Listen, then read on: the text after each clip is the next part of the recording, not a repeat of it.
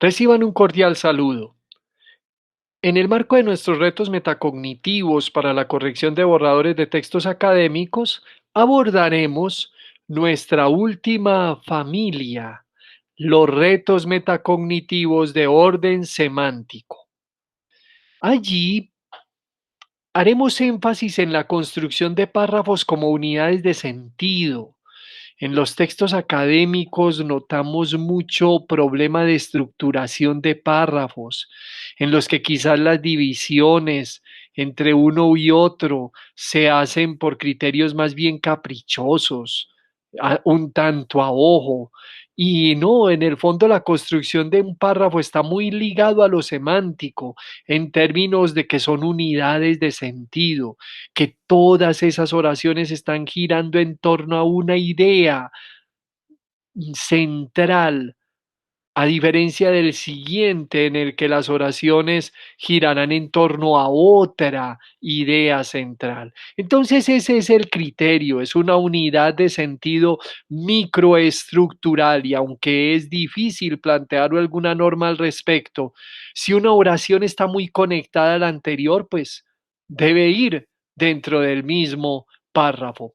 Al fin y al cabo es un reto metacognitivo, un asunto de conciencia que el lector bien podría explicar cuando divide los párrafos y podría identificar por qué razones lo hace a la luz de una unidad de sentido. De otro lado, tenemos el problema de la sinonimia. En los textos académicos debemos evitar la acumulación de sinónimos. Por ejemplo, en el caso de su función es dar, brindar y otorgar información. Pues dar, brindar, otorgar información. Fíjense que cae otra vez como en un rodeo que no sería necesario, simplemente su función es informar. O por ejemplo, debemos aceptar las diversas y variadas posiciones sobre este tema, diversas y variadas. ¿Qué agrega diversas? ¿Qué agrega variadas? Con uno de los dos está bien. Debemos aceptar las diversas posiciones sobre este tema y evitar los epítetos, aquellos adjetivos que no agreguen mayores detalles al sustantivo que califican y que para otros textos como el poético pueden tener cierto aporte en la estilística, una verde hierba o como lo decía, lo explicaba Borges, la blanca leche de la bondad humana con eso de la blanca leche, pero para los textos académicos no necesitamos ese tipo de epítetos. El autor, por ejemplo, formula sus conclusiones finales. ¿Qué le agrega el adjetivo finales al sustantivo conclusiones? Nada.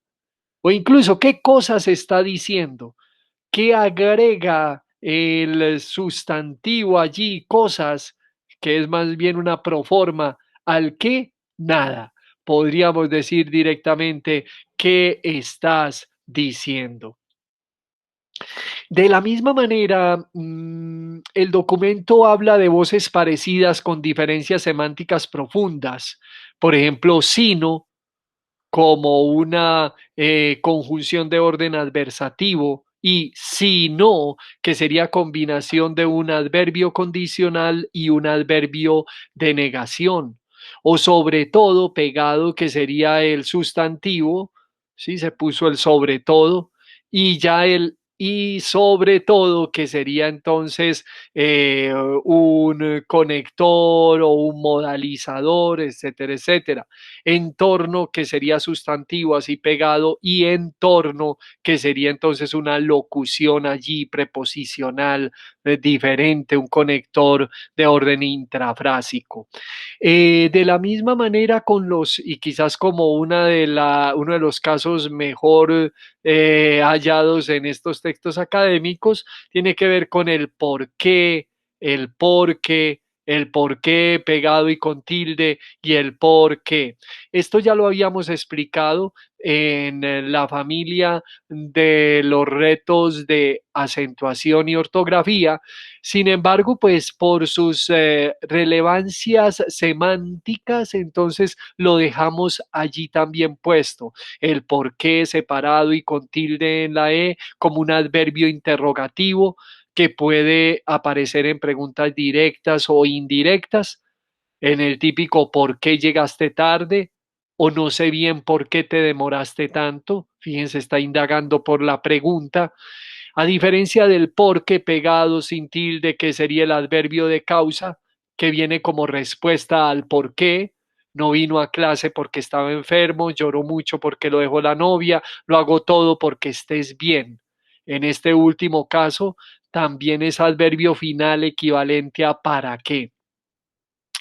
El por qué pegado y con tilde, que sería un sustantivo que casi siempre va precedido del artículo el y puede cambiarse por la causa, la razón. Nadie supo el porqué de su tristeza, todos indagaban por el porqué de su tardanza. Fíjense, ahí se puede cambiar por todos indagaban por la causa de su tristeza.